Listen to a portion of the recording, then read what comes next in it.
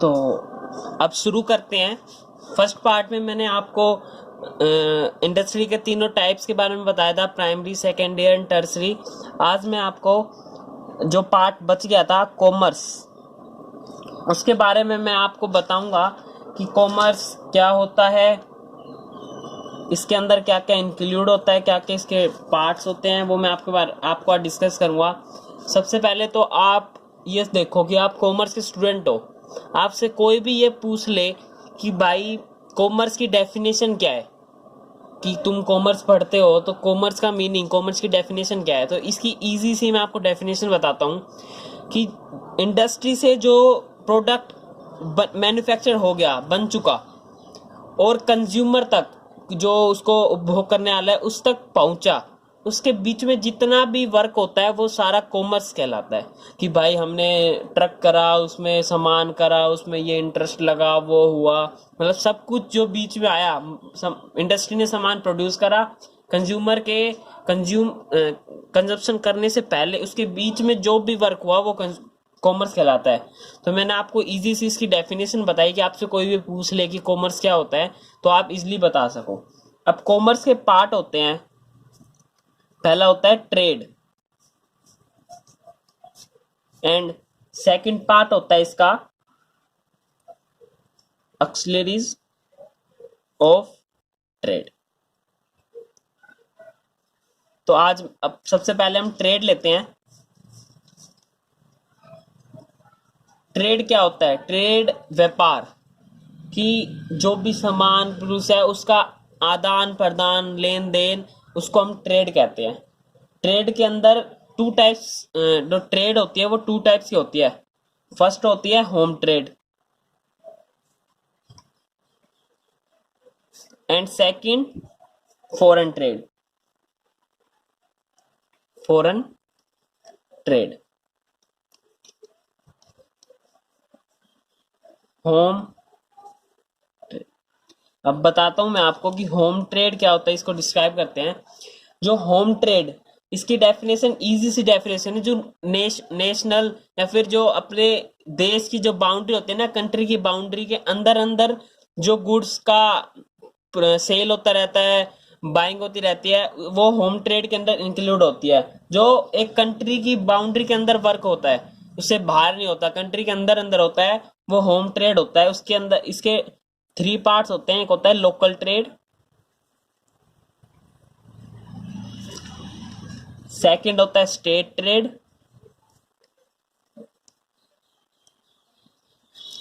And third होता है interstate trade. सबसे first local trade. Local trade वो ट्रेड होता है जो कोई भी डोमेस्टिक, जैसे कोई भी एक डिस्ट्रिक्ट हो गया, उसके अंदर जो सामान का आदान प्रदान, सेल होता है, बाइंग होती है, वो लोकल ट्रेड के अंदर इंक्लूड होती है। कि कोई भी एक डिस्ट्रिक्ट है, उसके अंदर कोई इंडस्ट्री है, वो वहीं पे अपना सामान बेचती है, वहीं पे कंज्यूमर उसको लेते हैं, वही वो लोकल ट्रेड होता है। स्टेट ट्रेड क्या होता है? जैसे कोई भी स्टेट, कि स्टेट के अंदर कोई भी डिस्ट्रिक्ट में इंडस्ट्री है, वो पूरे स्टेट में अपना जो प्रोडक्ट है वो प्रोड्यूस कर रही है, तो वो स्टेट ट्रेड होता है। और इंटर स्टेट ट्रेड होता है कि मतलब एक स्टेट दूसरे स्टेट में अपना प्रोडक्ट प्रोड्यूस कर रहा है, उसको इंटर स्टेट कहते हैं।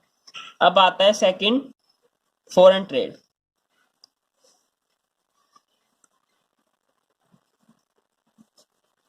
फॉरेन ट्रेड में, फॉरेन ट्रेड वो ट्रेड होती है, जैसे कि होम ट्रेड क्या था कि जो कंट्री के बाउंड्री के अंदर होती है, और फॉरेन ट्रेड होती है जो कंट्री के बाउंड्री के बाहर की जाती है, आउटसाइड द कंट्री, उसको हम फॉरेन ट्रेड कहते हैं। इसका फर्स्ट पार्ट क्या है हमारे पास?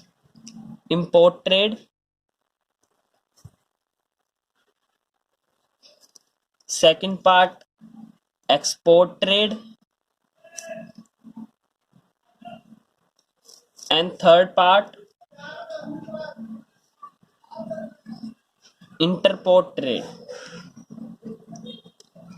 इंपोर्ट ट्रेड, इंपोर्ट ट्रेड वो ट्रेड होता है कि कोई भी बाहर से कोई कंपनी, जैसे आप एग्जांपल मान लो कोई यूएसए में एक कंपनी है, अमेरिका में इंडस्ट्री है, वो इंडिया में प्रोडक्ट सेल कर रही है, इंडिया में प्रोडक्ट वो सेल कर रही है, तो वो जो इंडिया करने वाला है, जो उसको लेने वाला है, कि ये होता है एक्सपोर्ट, की मतलब किसी भी कंट्री के अंदर बाहर से कोई प्रोडक्ट आ रहा हो तो इसको इंपोर्ट कहते हैं, कि भाई किसी कंट्री के अंदर दूसरी कंट्री से कोई प्रोडक्ट आ रहा हो।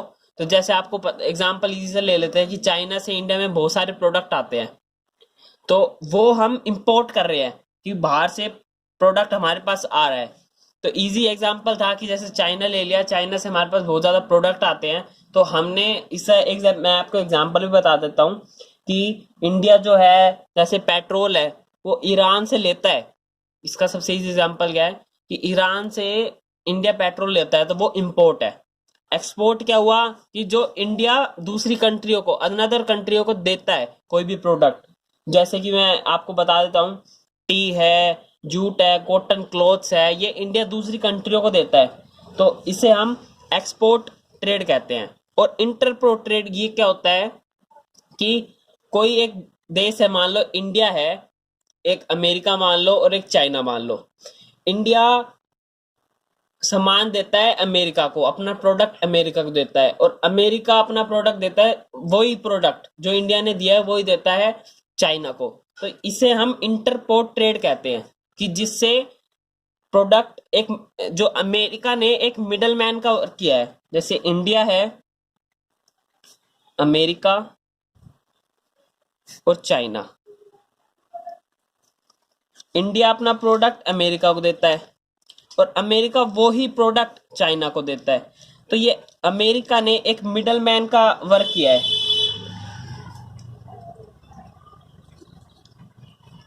तो इसको हम इंटरमीडिएट ट्रेड कहते हैं, जो किसी थर्ड कंट्री को प्रोडक्ट, एक कंट्री का प्रोडक्ट किसी थर्ड कंट्री को प्रोडक्ट जाता है, तो उसे हम इंटरमीडिएट ट्रेड कहते हैं। अब हमारे पास आती है एक्सक्लूसिव ट्रेड। ये क्या ट्रेड होती है, इसके ये पार्ट्स होते हैं। फर्स्ट होता है इसका मिडल मैन।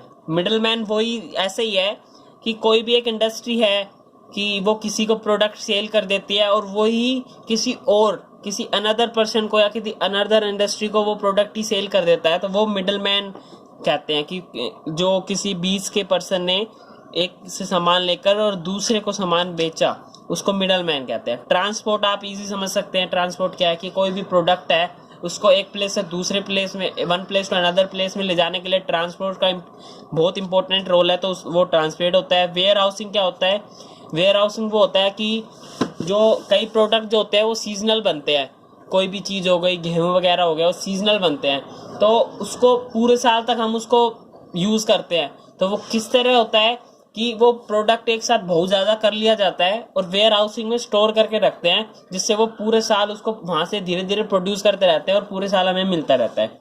इंश्योरेंस, अब वेयर हाउसिंग में प्रोडक्ट है, हम उसको रखते हैं, तो हमारे पास रिस्क भी होता है बहुत ज़्यादा कि वो ख़राब ना हो जाए, तो उसके लिए इंश्योरेंस भी करवाते हैं। और ज़रूरी नहीं है वेयर हाउसिंग में ही होता हो, ये कोई भी इंडस्ट्रीज अपने प्रोडक्ट पे करवा सकती है, कुछ किसी भी चीज़ पे करवा सकती है, जिससे अगर कोई रिस्क भी हो जाता है तो हमें उसकी कुछ जो उनकी परसेंट है, कुछ परसेंट हमें रिटर्न मिल जाते हैं पैसे। और बैंकिंग बहुत इंपॉर्टेंट, मोस्ट इम्पोर्टेंट है कॉमर्स के अंदर, क्योंकि प्रोडक्ट का लेन देन, रेट, सब कुछ बैंकिंग के अंदर इंक्लूड होता है, और इससे ही देखते हैं कि भाई क्या रेट रखना है प्रोडक्ट का अपना। तो मेरे को लगता है कि आपको अच्छी तरह समझ आ गया होगा। तो thank you, and like and subscribe जरूर करें।